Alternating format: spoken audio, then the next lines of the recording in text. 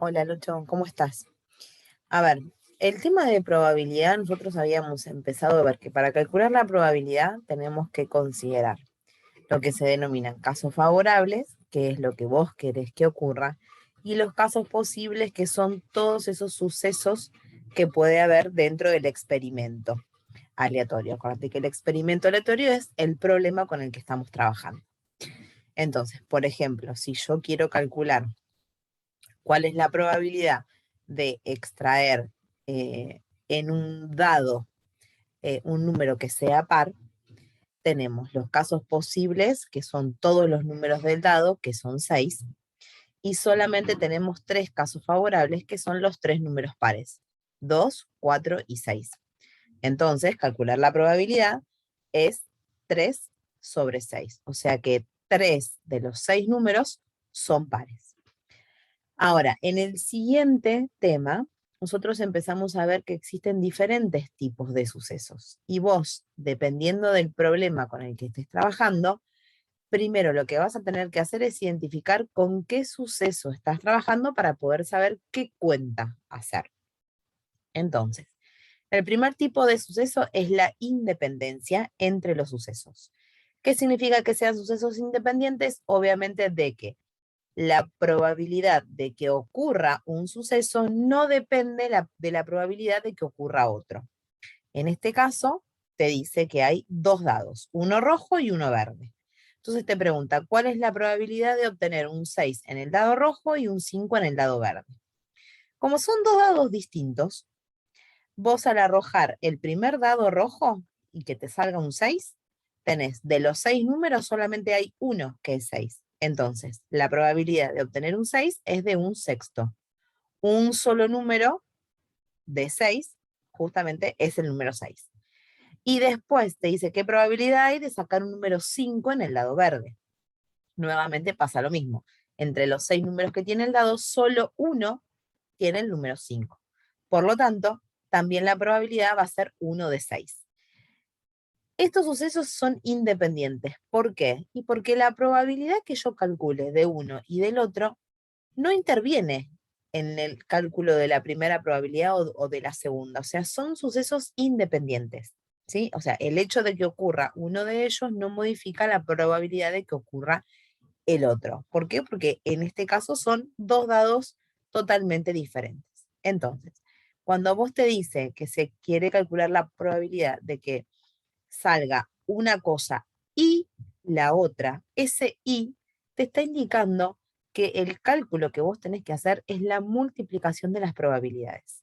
Y tenés que identificar si esos sucesos son independientes. Si son independientes, lo que se hace es, se multiplica las probabilidades por separado. La probabilidad de obtener un 6 es un sexto. La probabilidad de obtener un 5 también es un sexto. Entonces, la probabilidad de obtener un 5 y un 6 al arrojar los dos dados juntos es la multiplicación de dichas probabilidades. Por eso el resultado te queda 1 sobre 36. Entonces, siempre que vos identifiques que los sucesos son independientes, las probabilidades se van a multiplicar. Ahora, también te puedes encontrar con sucesos que se encuentran condicionados, es decir, que uno depende del otro, que también son llamados dependientes. Como por ejemplo, cuando te dice si se quiere extraer al azar dos cartas de un mazo de cartas españolas de 50. ¿Qué probabilidad hay de que ambas sean un rey? Entonces, bueno, lo que tengo que mirar primero son los casos posibles, que son todas las cartas del mazo, o sea, 50 cartas. Solamente hay 4 reyes. Y lo que yo quiero hacer es extraer dos cartas.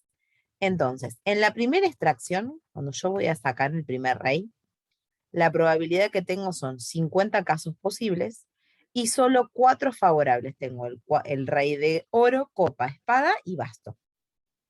Entonces, la primera extracción, la probabilidad se lee como 4 de 50. Solo 4 cartas de 50 son reyes. Ahora bien, si yo ya saqué la primera carta, cuando voy a hacer la segunda extracción, no sigo teniendo 50 cartas. ¿Por qué? Porque ya saqué una. Y tengo que pensar que esa primera carta que saqué es justamente el rey. Entonces, la segunda extracción depende de lo que yo haya sacado en la primera. ¿Por qué? Primero porque el espacio muestral, o sea, todos los casos posibles se modifican. Ya no tengo 50 cartas, voy a tener 49 porque ya hay una que saqué. Y como la que saqué tengo que suponer que es rey, en lugar de tener 4 reyes, en la segunda extracción solamente voy a tener 3. 3 reyes de 49 cartas. Entonces, ¿cómo se calculan las probabilidades cuando los sucesos son dependientes? Justamente se multiplican las probabilidades, nada más que ahora la segunda va a depender de lo que yo haya extraído en la primera probabilidad. Entonces, la probabilidad de calcular un rey primero y un rey después se calcula como 4 de 50 por 3 de 49. En la primera extracción tenía 50 cartas y 4 reyes. En la segunda extracción ya no tengo 50 cartas, tengo solo 49 y tengo solo 3 reyes porque tengo que suponer que en la primera extracción saqué un rey. Entonces, cuando son sucesos dependientes, también se multiplican las probabilidades. Lo que cambia justamente son los casos posibles. Y también puede llegar a cambiar o no los casos favorables. Eso depende de la situación que te está presentando. Entonces, ¿cómo se escribe simbólicamente? Se dice que para calcular la probabilidad de que salga A y B juntos, se hace la multiplicación entre la probabilidad del primero y la probabilidad del segundo sabiendo que ya salió A. Este B barra A se lee sabiendo que ha salido A. O sea, ya sabiendo qué es lo que salió en la primera extracción, vos tenés que calcular cuál es la segunda probabilidad. Entonces, sucesos independientes no se modifica, o sea, ningún suceso interviene en el cálculo de la probabilidad del otro y se multiplican las probabilidades. Sucesos dependientes, sí, la probabilidad de uno interfiere en el cálculo de la probabilidad del otro y también se multiplican las probabilidades, pero tenés que tener en cuenta que si son dependientes, justamente es lo que va a cambiar es la cantidad de casos posibles.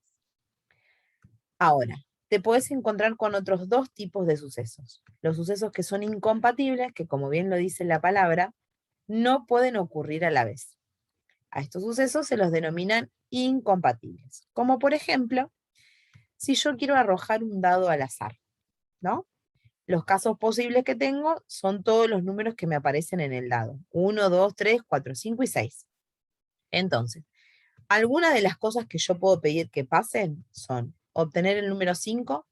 Si quiero obtener el número 5, la probabilidad es 1 de 6. Casos favorables tengo un solo 5 en el dado, casos posibles tengo 6. Obtener un número par, tengo 3 números pares de los 6 que me aparecen en el dado. Y acá es donde me empiezan a cambiar los sucesos. Me dice obtener un número 5 o un número par. Entonces, obtener el número 5 o un número par son sucesos incompatibles. ¿Por qué? Porque no tienen nada en común. Es decir, que 5 no es un número par. Entonces, lo que se puede hacer es, cuando estamos trabajando con sucesos incompatibles, es presentarlo mediante el diagrama de conjuntos, que es este conocido como el diagrama de Venn. Vos en un conjunto vas a poner las dos cosas que querés que te pasen. Vos querés sacar un número 5, va a ir en un conjunto. Querés sacar que te salga un número par, va a ir en el otro conjunto. Y afuera de esos conjuntos están los números que te quedaron fuera, o sea que no te está pidiendo absolutamente nada. Entonces, el suceso A lo llamamos a que salga par. ¿Cuántos números tenemos pares? 3. 3 de 6. Suceso B, sale el 5, porque queremos que salga un número par o un número 5. O sea que puede pasar o una cosa o la otra, pero no queremos que pasen las dos cosas a la vez. Entonces, ¿cómo calculamos las probabilidades de los sucesos que son incompatibles? Directamente sumamos las probabilidades. ¿Qué es lo que sumo? Sumo la probabilidad de que salga par, que es 3 de 6, y sumo la probabilidad de obtener un número 5, que es 1 de 6. Entonces, la probabilidad de obtener un 5 es un sexto, la probabilidad de obtener un número par es 3 sextos, entonces la probabilidad de obtener un 5 o un número par es 4 de 6. Es decir, que cada vez que tengo sucesos que son incompatibles, tengo que sumar las probabilidades. Ahora bien, también puedes tener sucesos que no son incompatibles. En este caso puede ser como, por ejemplo, si yo quiero obtener un número 5 y un número impar. Estos sucesos se los denominan compatibles. ¿Por qué? Porque obtener un 5 y obtener un número impar, cuando yo arrojo un dado, un número impar puede ser 1, 3 y 5. Es decir, que 5 me va a aparecer en las dos probabilidades, en la de obtener el número 5 y en la de obtener un número impar. ¿Por qué? Porque 5 también es un número impar. Entonces, en este caso, los sucesos no son incompatibles. ¿Por qué? Porque pueden ocurrir ambos a la vez. Entonces, para calcular la probabilidad de que pueda ocurrir alguno de los dos sucesos o ambos, lo que tenemos que hacer es seguir sumando las probabilidades, pero le tenemos que restar la probabilidad de que ocurran los dos sucesos a la vez. En este caso, cuando los sucesos son compatibles, es decir, que pueden ocurrir los dos juntos a la vez, los circulitos, que son los conjuntos, no se dibujan por separado, sino que se dibujan los dos juntos. ¿Por qué? Porque hay un elemento que tienen en común. Tenemos el conjunto A, que son los números impares, 1, 3 y 5, y el conjunto B es que salga 5. Y fíjate que el 5 está en los dos conjuntos, justamente porque ese es ese elemento que comparten en común. Después el 2, el 4 y el 6 son números que están quedando fuera. Entonces, ¿por qué son esos compatibles? Porque tienen un elemento en común que es el 5. ¿Por qué? Porque la probabilidad de obtener un 5 y la probabilidad de obtener un número impar, dentro de los números impares también está el 5. Entonces, ¿cómo hago para calcular la probabilidad de sucesos que son compatibles? Lo que voy a hacer es calcular las probabilidades por separado, o sea, ¿cuál es la probabilidad de que al arrojar un dado me salga un 5? Una de 6. ¿Cuál es la probabilidad de que al arrojar un dado me salga un número impar? Son 3 de 6, el 1, el 3 y el 5. Pero le voy a tener que restar la probabilidad de obtener el 5 y el número impar, que es justamente una de 6, que justamente es ese elemento que están compartiendo, que acá en el diagrama de conjuntos es la intersección. Entonces, cuando los sucesos son compatibles, es decir, que comparten algo en común, vos lo que tenés que hacer es sumar las probabilidades, pero le tenés que restar esa probabilidad que tienen en común. Y en este caso, la probabilidad te va a quedar como de 3/6. Entonces, vos lo que tenés que hacer es justamente a partir de ahora, en los problemas, tratar de identificar con qué tipo de suceso te estás encontrando. Entonces, por ejemplo, veamos las actividades. Vos tenías, por ejemplo, en el primer ejercicio te dice, una usina tiene 3 turbinas y para que la ciudad que ésta abastece tenga energía eléctrica, es suficiente que una de ellas funcione. Averiguar cuál es la probabilidad de que la ciudad quede sin energía eléctrica, sabiendo que la probabilidad de que falle una turbina es de 0,1.